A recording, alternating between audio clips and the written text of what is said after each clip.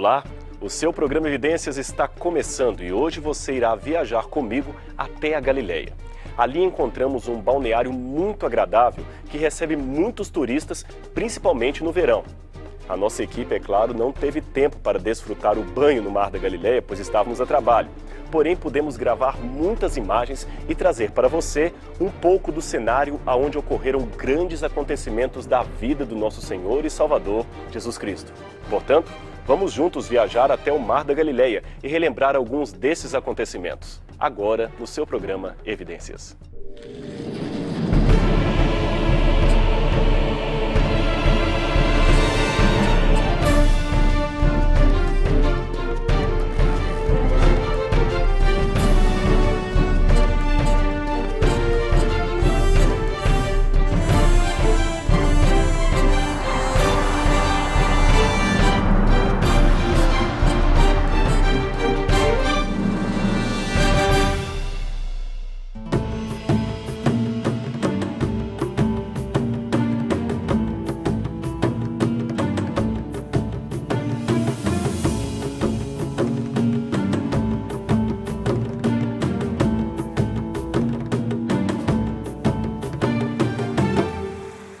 Estamos aqui no Mar da Galileia.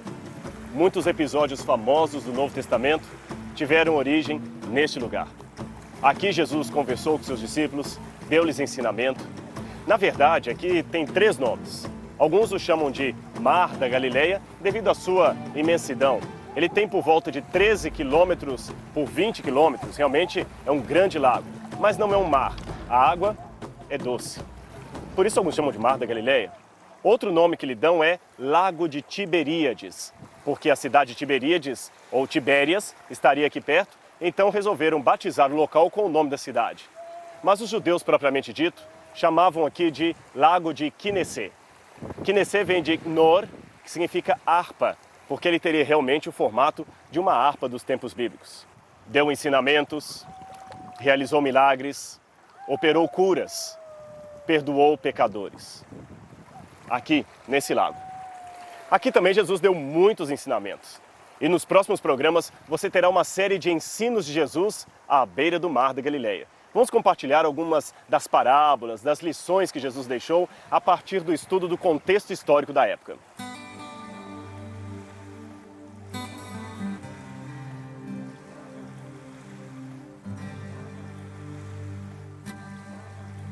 Certa vez Pedro chegou a Jesus, talvez em algum ponto adjacente a esse lago, e perguntou para ele: Mestre, quantas vezes meu próximo pecará contra mim que eu perdoe? Até 7 vezes?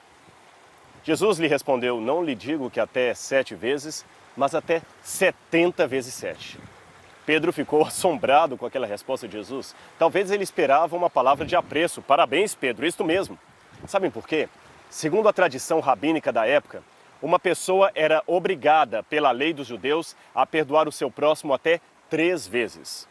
Pedro, então, querendo ganhar as graças do mestre, ampliou o número 3 para 7, o número da perfeição, e com isso pensou que o Senhor iria lhe aplaudir e falar: muito bem, sigam o exemplo de Pedro.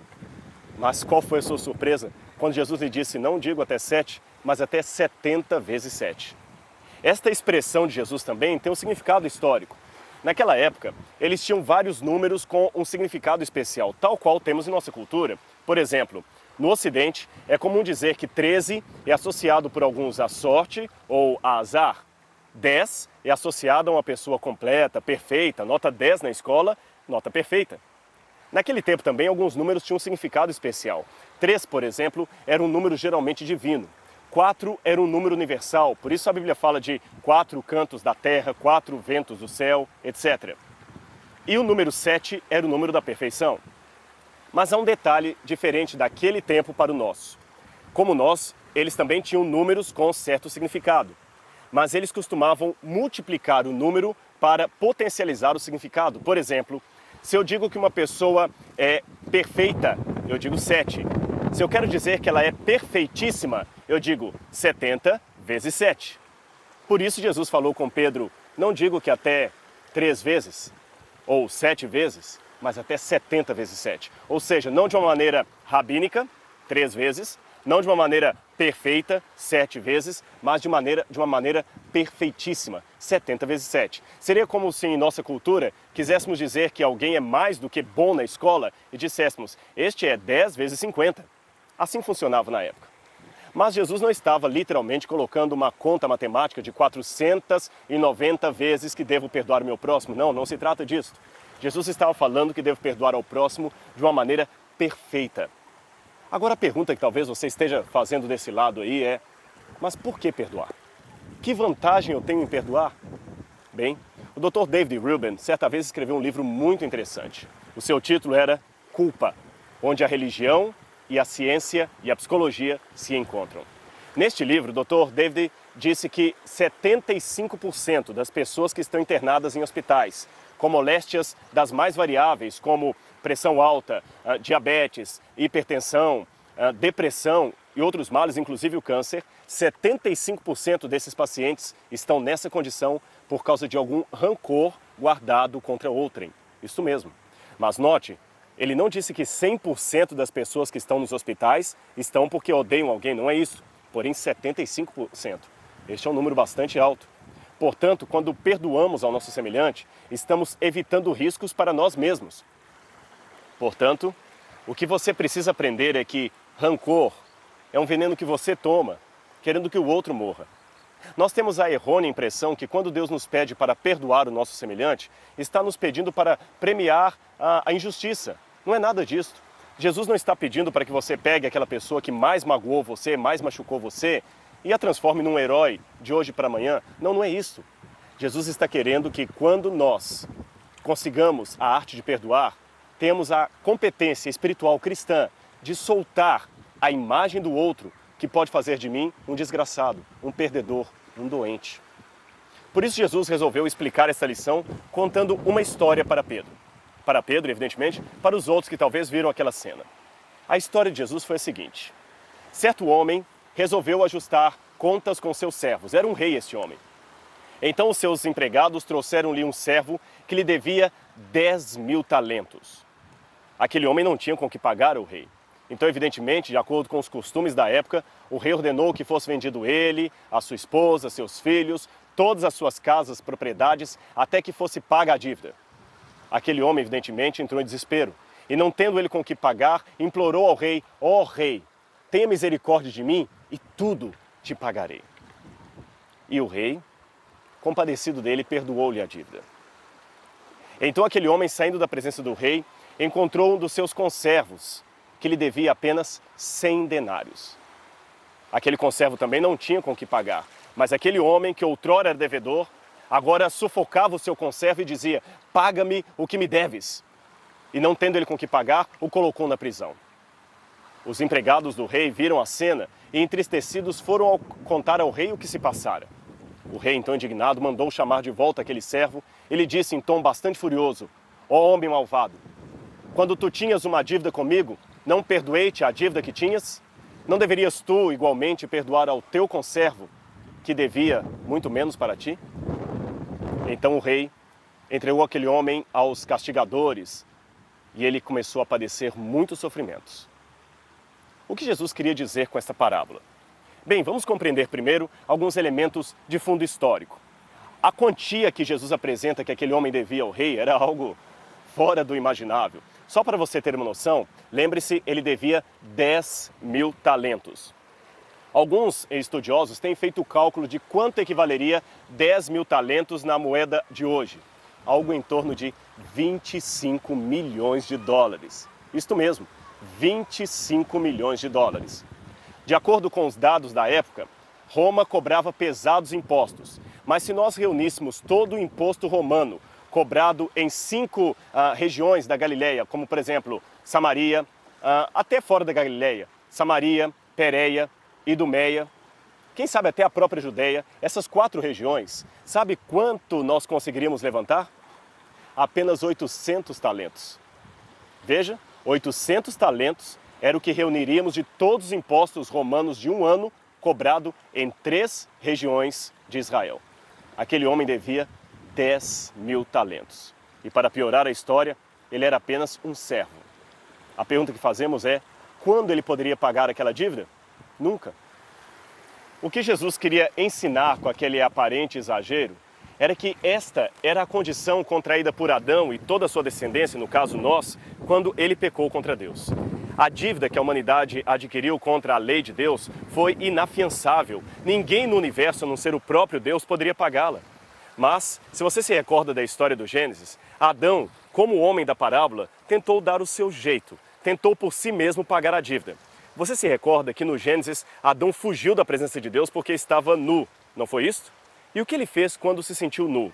Imediatamente coseu para si cintas de figueira, para ele e para sua esposa. Ou seja, a tentativa humana de tentar remediar um problema que não tem solução do ponto de vista humano. Quando Deus chegou ao jardim, portanto, Adão novamente sentiu-se nu, embora curiosamente estivesse vestido. Deus então fez para Adão peles de cordeiro como vestimenta, ou seja, símbolo da justiça de Cristo. Aliás, um detalhe curioso nesta parte do Gênesis. A Bíblia não diz isso explicitamente, mas está nas entrelinhas. Para Deus fazer para Adão e Eva folhas, não mais folhas, porém cintas de pele de animal, algum animal teve de ser morto. Deus não ia criar peles sem vida para cobrir Adão. E que animal é esse que teria sido morto? Quem sabe o primeiro cordeiro, o primeiro sacrifício. Imagine agora Eva e também o seu esposo tendo que matar o primeiro animal. Eles não sabiam o que era morte. E ao perguntar, talvez de uma forma inocente, ele não brincará mais nos bosques? Cristo então lhes explicou: este cordeiro serei eu um dia, que pagarei a dívida no lugar de vocês. Naquela parábola de Jesus há algumas expressões curiosas. A Bíblia fala que o rei perdoou a dívida do homem. Existe uma palavra grega técnica aqui, é a palavra aphesis, que significa cancelamento da dívida. Porém, o que o homem pediu para o rei foi outra palavra técnica. Ele pediu um makrotumazon, que significa prazo para pagamento de dívida. Em outras palavras, o rei perdoou a dívida daquele homem, mas ele saiu da presença do rei como se estivesse recebido apenas um prazo e não um cancelamento da dívida. Aí estava o seu problema. Como ele não se sentia perdoado, como ele não tinha entendido plenamente que a sua dívida estava cancelada, ele não conseguia perdoar o seu semelhante. Saía a buscar dinheiros por toda parte que pudesse para saldar uma dívida que já não existia. Moral da história: muitos de nós não conseguimos perdoar o nosso semelhante porque não entendemos o perdão que Deus nos deu. Quando Cristo morreu por nós na cruz do Calvário, não importa o que você do outro lado aí tenha feito, Ele cancelou a sua dívida. Ele pagou o preço. Você não é mais um devedor. Porém, muitos, ao pedirem perdão a Deus pelos seus pecados, saem da presença do Senhor como se tivessem recebido apenas um prolongamento da dívida, um prazo. Ora, se eu tenho apenas um prazo para pagar a dívida, ainda continuo sendo um devedor. Mas quando eu tenho aphesis, cancelamento, perdão, não sou mais um devedor. Saiba que você recebeu o perdão de Cristo. E se não recebeu, basta agora, depois deste programa, ajoelhar-se e pedir aos céus perdão. E você poderá levantar desta oração, rogando todas as bênçãos do universo, como se nunca houvesse pecado. Certa vez alguém escreveu que quando se olhava a si mesmo no espelho, não poderia se imaginar salvo, mas quando contemplava a cruz de Cristo, não poderia se imaginar perdido. Contemple a cruz de Cristo. O seu nome está escrito nas palmas e nas marcas do Calvário que o nosso Mestre sofreu por amor de nós. Sinta-se perdoado por Deus e dessa maneira, perdoe o seu semelhante. Faz bem para você e o médico Jesus recomenda.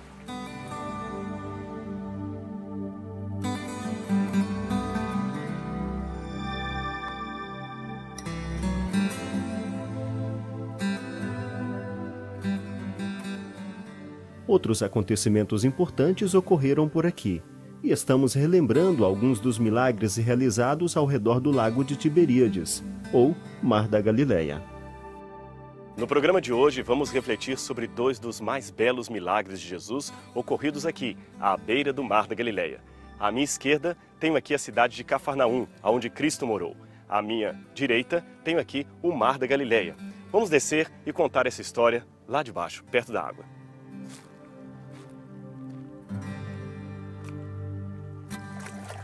Antes de começar esta história, deixe-me explicar algo do contexto da época para vocês. Jesus morava, como eu disse, aqui em Cafarnaum. Ele havia mudado de Nazaré para esta região. Ele morou aqui nessa cidade. Aqui ele encontrou Pedro, André, seus primeiros discípulos. Bem, aqui em redor do lago da Galileia, do mar da Galileia, você tem várias cidades mencionadas nos tempos do Novo Testamento. Nem todas elas temos a localização arqueológica exata, porque evidentemente só alicerces se perderam. O costume da época era o seguinte: como a maioria das pessoas aqui viviam da pesca, eles entravam de manhã cedinha no barco, pescavam em alto mar, levavam seu produto para vender noutra cidade e voltavam no entardecer. Jesus aproveitou então essa situação e desse modo Cafarnaum acabou se tornando uma cidade estratégica. Ele entrava no barco com seus discípulos, cruzava o mar, na verdade não era um mar, mas era um lago de água doce, apenas chamado mar devido à sua grandeza, ia até outra cidade que ficava na outra margem, na outra banda, e pregava ali o dia inteiro. Aproveitava para falar do reino do céu. Jesus não foi alguém que ficava o dia inteiro sem fazer nada, não. Houve uma época, é claro, que no seu ministério os discípulos tiveram que abandonar a rede e viver apenas do ministério, sustentados por outras pessoas que apoiavam o trabalho de Jesus. Mas durante algum tempo, todos eles trabalhavam normalmente. Jesus deve ter trabalhado com eles em algum momento, ajudando no sustento do grupo. Eles atravessavam, pregavam, pescavam. Depois, à tardinha, Jesus voltava para cá. Era sempre assim. Mas a fama de Jesus começou a crescer por toda essa região. Ele era um homem que operava milagres. Perto daqui, ele multiplicou pães para 5.000 pessoas, fora mulheres e crianças. Ele ressuscitou mortos. Era um homem realmente especial.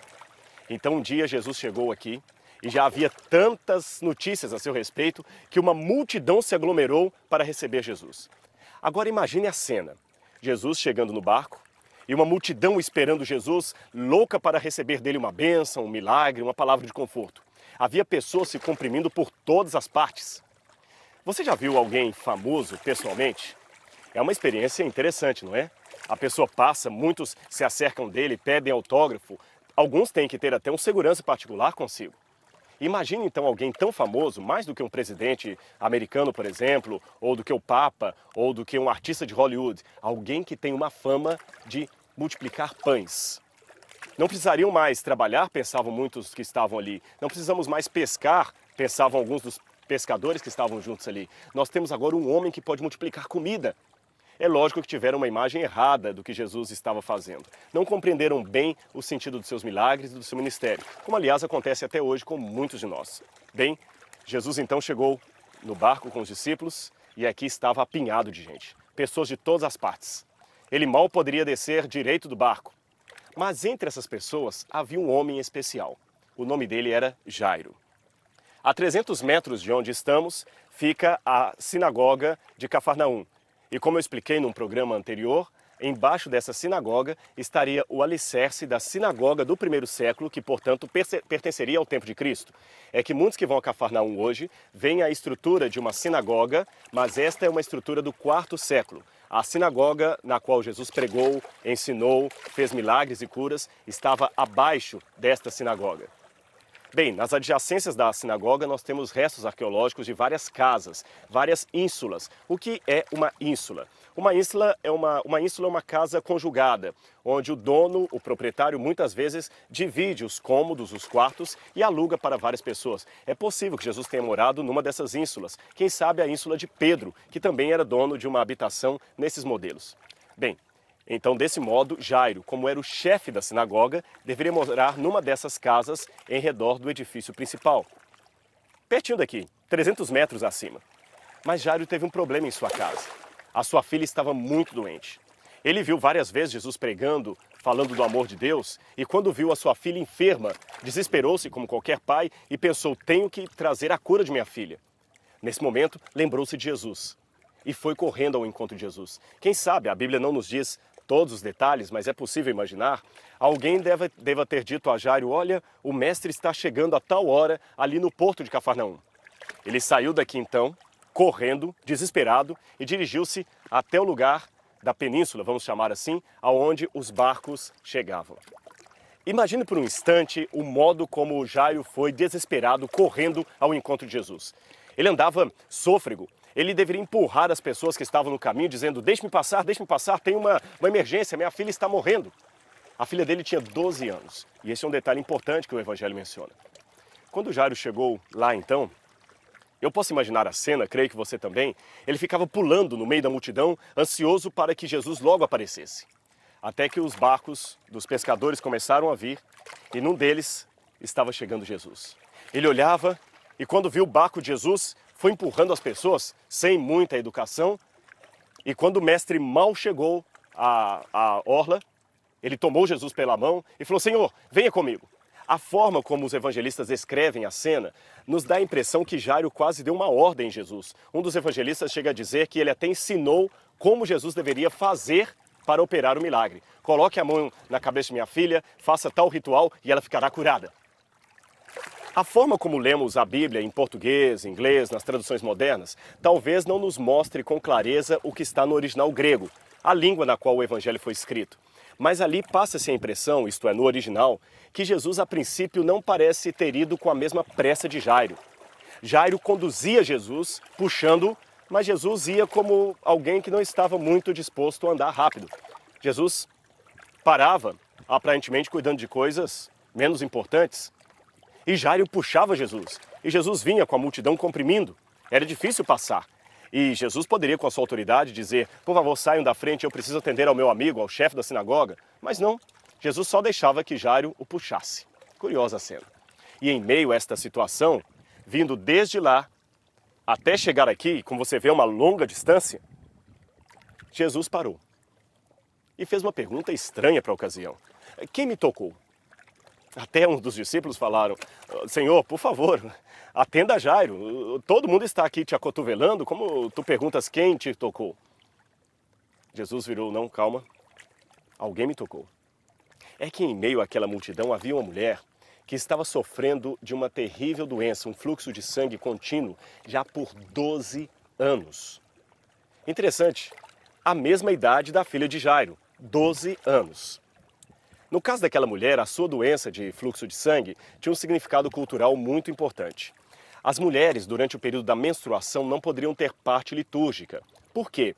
Por causa de uma deturpação dos judeus a respeito de uma lei dada por Deus no Antigo Testamento. Deixe-me abrir um parênteses para explicar isto.